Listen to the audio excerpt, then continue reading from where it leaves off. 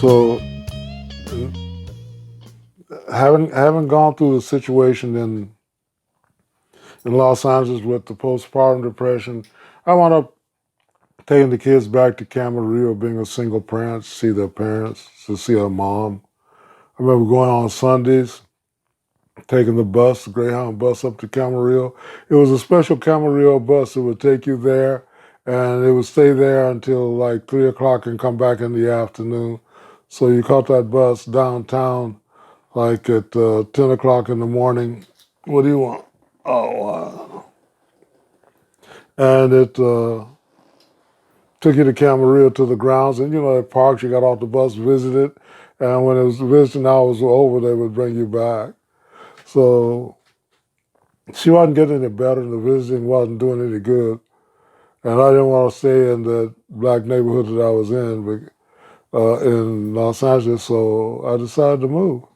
And that was a job opening in Bakersfield because Lonnie Johnson, one of the really popular DJs, now I understand why he went to Bakersfield. He was really, really popular in Los Angeles. And we heard he got fired, but we didn't know what for. It was just another DJ came on and took over his show. So going over the hill to Bakersfield, I stopped in Bakersfield and I found out that Lonnie Johnson was working there. So I stopped in to see him. And true to form, Lonnie one night was on the job. He was an alcoholic, really confirmed alcoholic. And he was on the job, and there was no music after that record. We're going scratch, scratch, scratch. They went to the station to find out if he was sick or anything, and he was passed out drunk. So again, Lonnie got fired, I got hired. So that's Bakersfield. That's the beginning of the civil rights career and Colorado radio too. But Colorado radio is tied into the civil rights career. When I was in Bakersfield, CORE and SNCC were starting, Congress of Racial Equality, the civil rights movement. And SNCC, the Student Nonviolent Coordinating Committee. So these were the organizations where students and young people out in the forefront.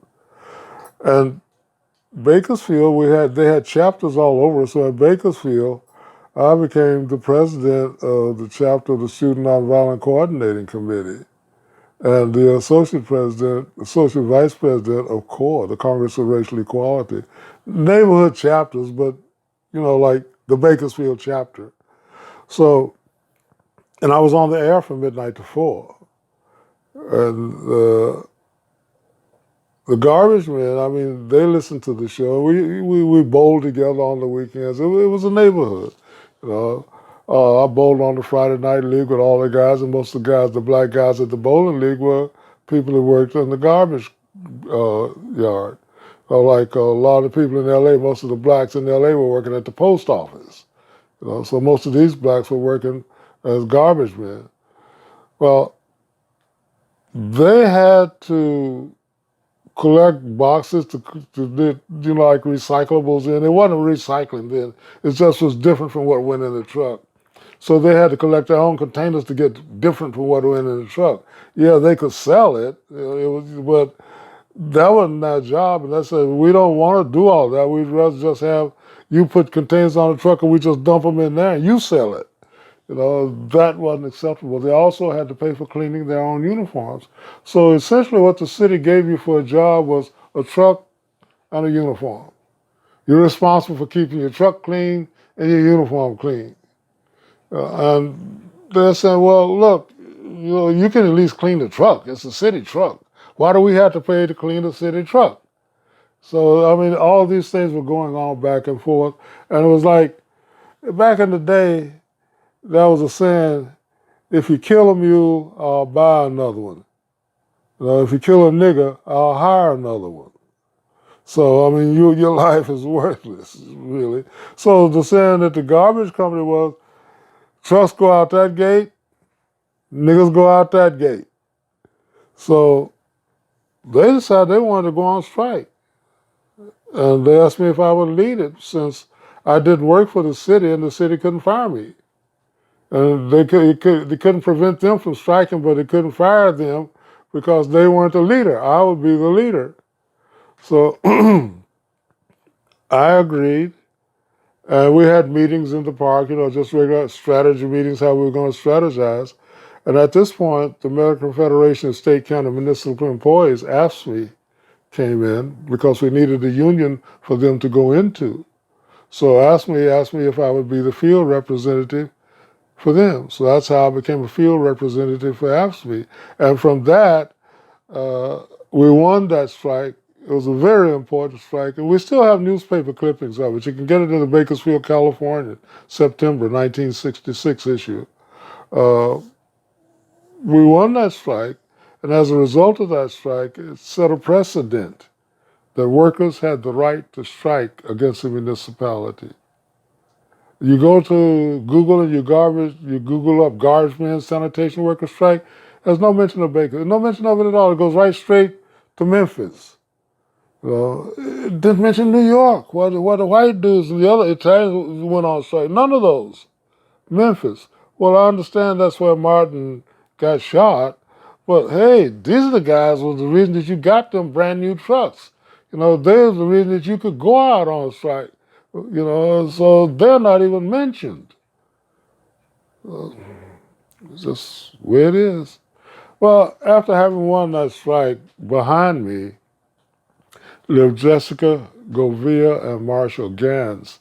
Jessica Govia and Marshall Gans were principals in helping Cesar Chavez get his organization started, the Grape Bikers Strike.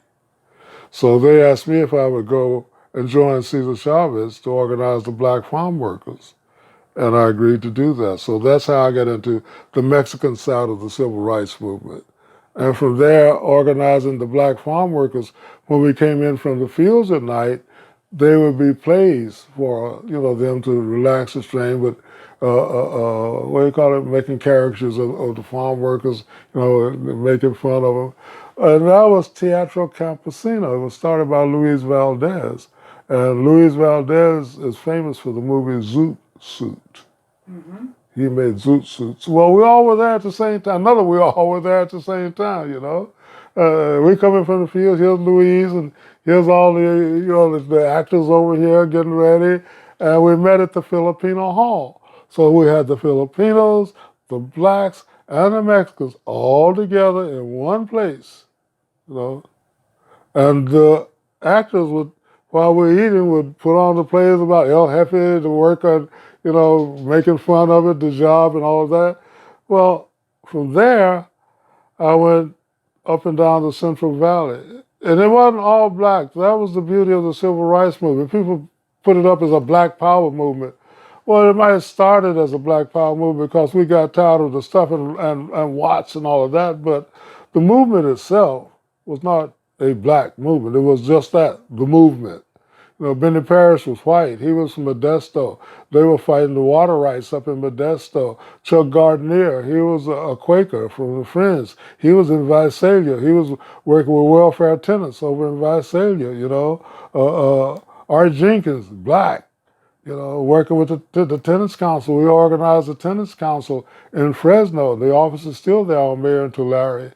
In the afternoons there, that big old office building that's set on the corner, the office is in the front corner. The rest is like an auditorium and meeting hall. Well, we opened that up in the afternoon as recreation hall for the kids, and we showed movies there on the weekends. This is 60s, so, I mean, just there, Dos Palos, Ernesto Laredo in Porterville. They had Quonset huts for the farm workers, and they had 4 water hoses on top of the Quonset huts to keep them cool. So the Quonset huts, they're spraying the hoses down because those are just metal Quonset huts. So that's Porterville. And that's, things like that we were fighting. From California, the Mexican side of the civil rights movement, I met Marilyn, my second wife. And she was a VISTA volunteer. In the process of working with Cesar Chavez and all the civil rights things, we trained the VISTAs and the Peace Corps workers before they went overseas, what to expect, what to research and da da da da da. Well, I met her, and since they had my kids in Bakersfield, there was you don't have anybody to help you. You take care of them. You need this and that, which was true in a sense. I mean, looking back at it from a social worker's point of view, I can understand it. But then it wasn't so much from a social worker's point of view as it was you wanted to strike. I had my kids by myself all the time before I wanted to strike. I was doing okay in the city, didn't say nothing about it then. After I wanted to strike, all of a sudden now I got to have someone to take care of the kids while I work. Well, I had someone to take care of the kids while I work. They were on site. They just weren't in the physical room with the kids. They were on site. They're constantly checking on the kids, being sure the kids would drive, being sure that while I was at work. Well, it's like you need somebody to take care of the kids. Well, I got with Maryland Training Vistas, and then it was, you're not married. We can't give the kids back. So we left California, went to Colorado, where common law marriage was legal. Then it was, you're not going to get the kids back because you're out of the state. There was always some reason why I couldn't get my kids out of foster home. Always some reason. And mainly because it was political.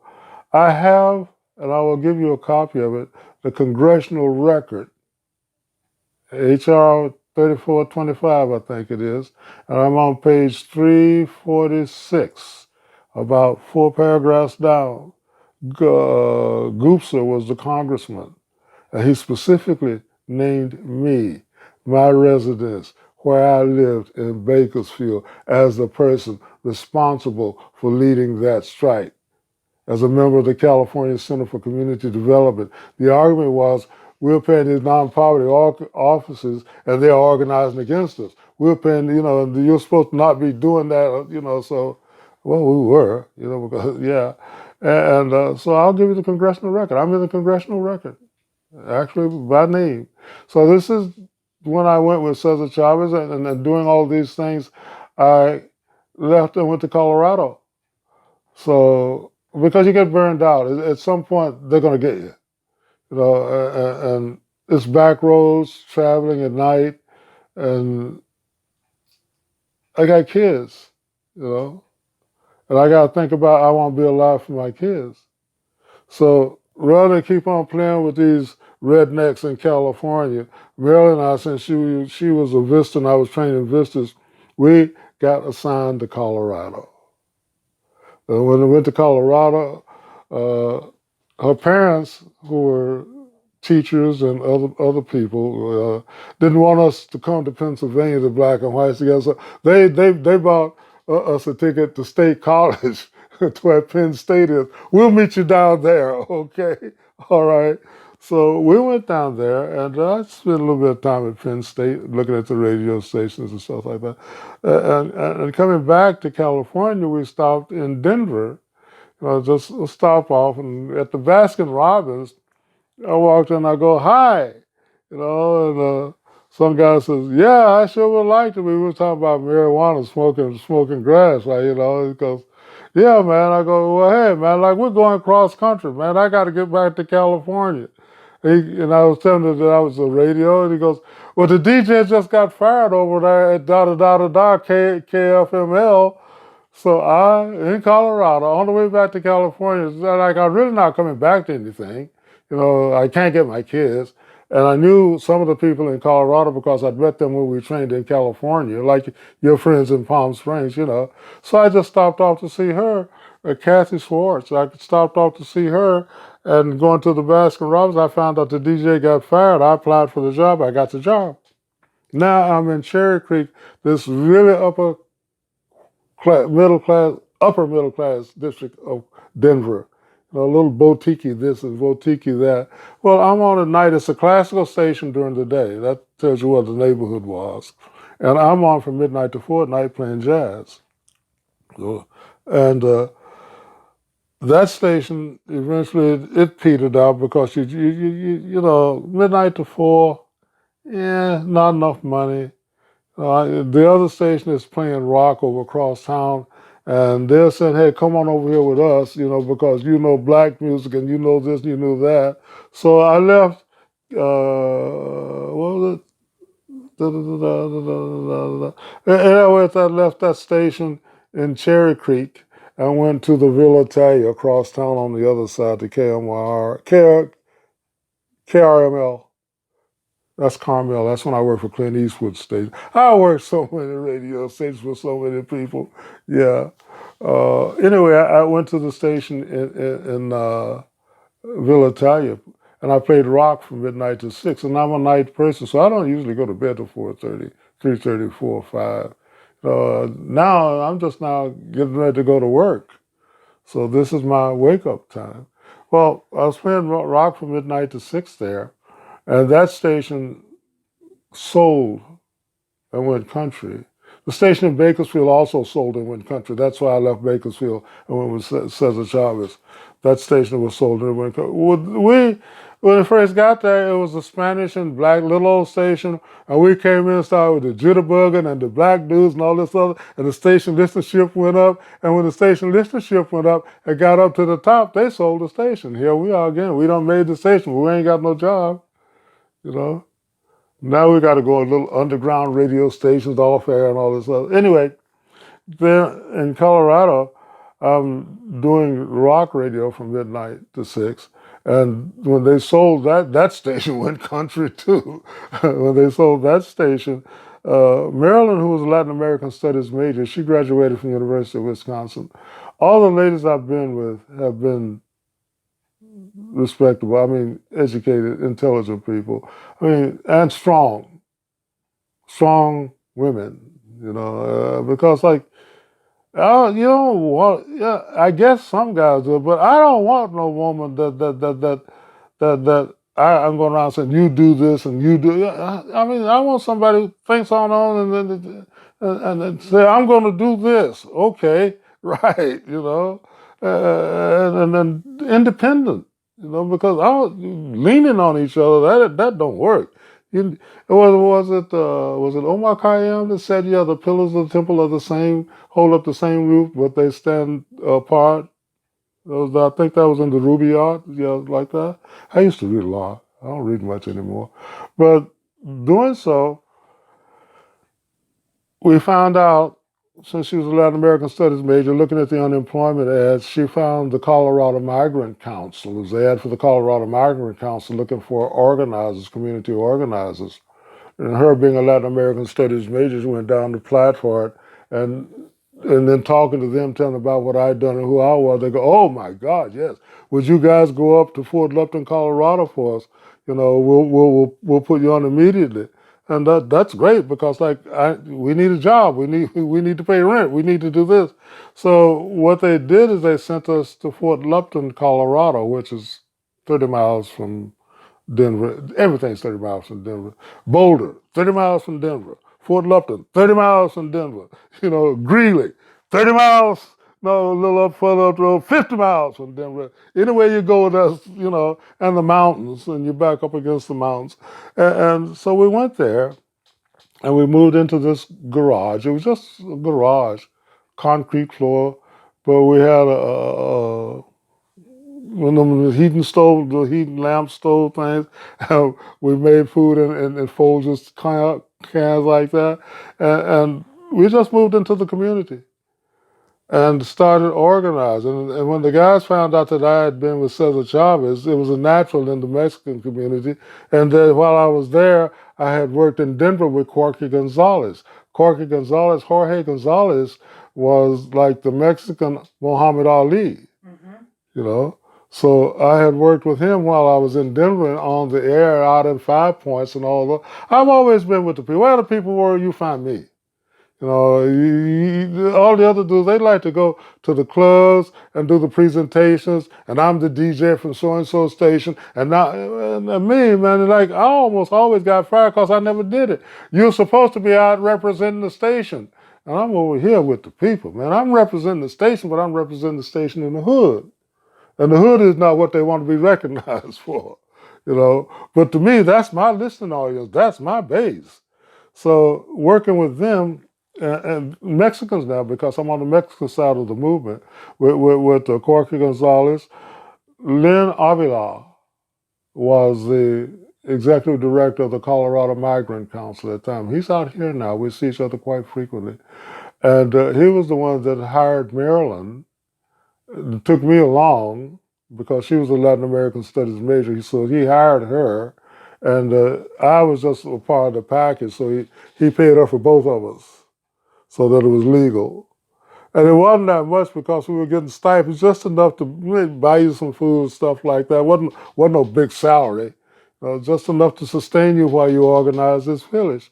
So what happened was we found out that the Mexicans, when they left the farm workers this time, they were going to close down the camp because you're going to labor camp, so it's a labor camp, But it's regular cottages and cabins for the migrant workers, but the other side is regular cottages and houses and things like that for the seasonal workers who live there. So we found out that when the migrants left this time, they were going to shut down the cabin side of the labor camp and convert it to housing permanent, so that when the Mexicans back, not in my backyard, they would bypass that town because the migrants in town, like the cowboys, at the weekend they get drunk, fill up the jail, back to work on Monday, this type of thing. Well, it was really racist back then. They just wanted you to come and work and leave. The kids back there with the success story, Christina used to come to the house all the time. We didn't lock doors. And she was a young kid, 16, and when she'd have problems at home or something with the family, wake up in the morning, Christina's in the house, getting ready to go to school. And if there was a problem, since I'm the organizer, I'm the big black dude in town, it's like, Jim, I need you, come and help me. So she asked me to go to school with her because she wanted to take academic courses, and they wanted her to take vocational courses. And they would say, well, this is, in other words, the Mexicans ain't smart enough to do this. So we want y'all to do this. So she said, no, I don't want to do that. I want to do this. And having been through that myself, I definitely do that. Well, we won. And she went on to become not only a teacher, but a supervisor in that district that told her she couldn't do it. Mm-hmm. And she is a little spitfire. You do not want to, about this tall, you don't want to mess with Christina Rodriguez. No, Miss Rodriguez, no, like Sharon, them teachers you don't want to fool with. Well, that's the success stories that we had out of there. And during that time, since I'm in Colorado now in Fort Lupton, the University of Northern Colorado at that time was Greeley State Teachers College. And I just dabbling around in radio. I just went there, and they, it's community part and student part radio. That's what makes up college radio stations. It isn't all students, because students go home in the summer, station was shut down. There's not enough students for 24-hour programming. So it's community and students. Well, I went in as community at the radio station, KUNC, University of Northern Colorado. At that time that I was there, after we had settled the sit-in and the labor camp, we won that because it was during the winter, and that came an early snowstorm, so we got public sympathy on our side. The newspapers played it up, and the city council agreed that they would keep the labor camp open for the next season when the migrants came back. That was the end of that story. And during that time, I had formed affiliations with University of Northern Colorado, having been in radio. And then I was full-time at University of Northern Colorado when Wounded Knee broke out, the American Indian movement with Dennis Banks and Russell Means. And at the University of Colorado, I went to the AV department and said, hey, why don't we go up there as college radio and report back to you here at the station what's going on? Because Wounded Knee was a big event. So we went as college radio to Wounded Knee, another adventure. On the way to Wounded Knee, we had regular poor people's cars, so the alternator was on sometimes, off sometimes. So what happened was the alternator sort of went out, and we were sitting on the side of the road waiting for it to charge back up again. So these good old boys pull up and say, y'all having trouble? We told them, yeah, we're having a little trouble. The alternator's going down, our battery won't charge. Well, we'll give you a hand. So they hooked us up to their car, pulling us, and when you get going fast enough, you hit it and it starts. We go, okay, we got it. So the car got started, and they're just going faster and faster and faster and faster. We go, hey, man, they're not trying to help us. Then they jam on the brakes. and we'd have to stop really quick and go, why, man, they're trying to kill us, man. So when they started to go fast this time, we jammed on the brake, snapped the train, and drove around them. So these are the adventures that you have when you're dealing with them kind of people. It's, again, the black and white thing, but this time it was the Mexican black. It was against the Mexicans, not us. So we get the Wounded Knee. I go to the command post, the CP, and I sign in where all the press signs in, ABC, all the networks. We sign in so that you're registered as press. Well, we signed in, and lucky for me, when I was in there, I looked this rifle racks. Anybody that's been in the military know what a rifle rack is. It's a rack with rows and rows and rows and rows and rows of rifles. It's just stacked like that, side by side, in a rack. Rifles. And we saw several rifle racks. We go, man, damn, there's going to be an army here or something. Well, we got out. We left downtown where the command post was, and we had to go to the reservation because all the Indians were on the reservation. And we left the news command post, and we were traveling around through the countryside, getting to the reservation. All of a sudden, I saw this big white light. I thought it was lightning. It was really bright, like a flash of lightning. This thing does. You go see that? Yeah, man, bright. So we drive on a little bit further around the corner, and when we turn this corner, all the lights around us. As soon as we turn the corner, all the lights coming all around the cars. Guys in blue jumpsuits with guns. The feds come out. Get out of the car. Get out on the ground. Face down. There we go. We're pressed. Get on the ground. Get on the ground. All the expletives, head press be damned, and all this, and niggers and Mexicans. And we got a bunch of a nigger and a bunch of Mexicans up here saying they're from the University of Northern Colorado and they're oppressed. And it come to find out that it was. And it was like, oh, well, we're sorry. We're sorry, my ass. That ain't counting for shit. You know what we just went through? And all of a sudden you're sorry when you could have called down there when you stopped us without making us get out and lay down on the ground? Come on. Well, anyway, that incident was over. This is on the way to Wounded Knee. And now we're in Wounded Knee with the Native Americans at the uprising. There's no way. The press was reporting there were 300 or 400 Indians up there that were just hostile and were just angry. It was 3,000 or 4,000 Indians up there that was hostile and angry. And one did get killed. One of the Federales did get killed up there. When we were going up there and going up the path, they had cars overturned on the side, then up on the side like that, and behind them were guns. So it was really armed. When we got there, you see the pictures of Wounded Knee. There's a big white church that sits up on the hill. And that is the church for the tribe, the tribal church. Well, we got there, we went to the church, and they said, well, we're going to send you guys over to Porcupine District because that's where most of the news emanates from, Wood. And the reason for that is because in Porcupine District, at night is where the tribal chiefs held council. So whatever's going to happen the next day, they went to the Iron Lodge in Porcupine and talked about it. So being there, when it came time that night for ceremony, it's an experience. I mean, it's really it's a spiritual experience. If you're a spiritual person, you feel it. You feel it. Before any of the ceremony starts, the firekeeper comes in and makes the fire. And he has his helper. And they have some herbs something that they put on the fire that makes it flicker. It flickers like that. And this is part of the ceremony. This is preparing the hall. They do the ceremonial prayers, they pray. And after that's done, now we can come in and everybody sits in a circle. All the tribal chiefs. And we were in that circle. It was myself, Juan Nunez, David Bojas, and some young white man student. I don't remember his name, but he was with us. We were in that circle.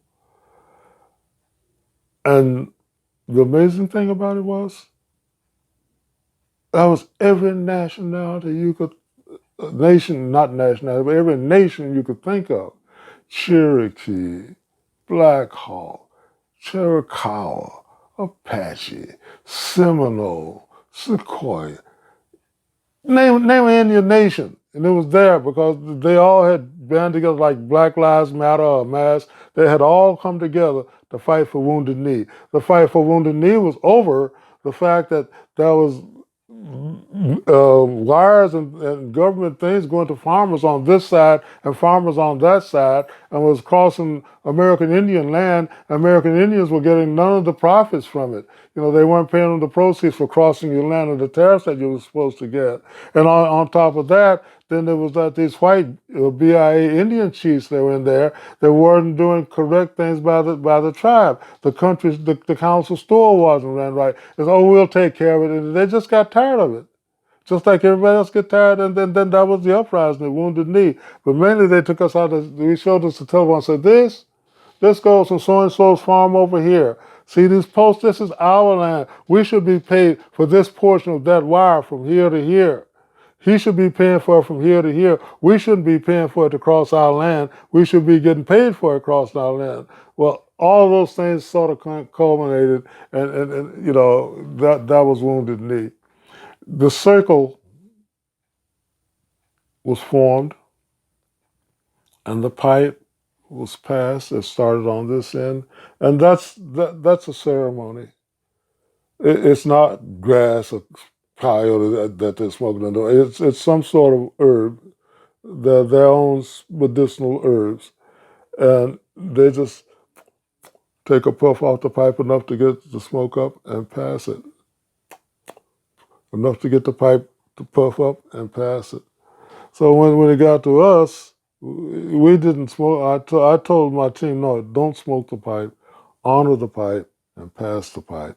Honor the pipe and pass the pipe. You know, so that's what we did. But just having been a part of that circle and really having the pipe passed to you, I mean, and being black.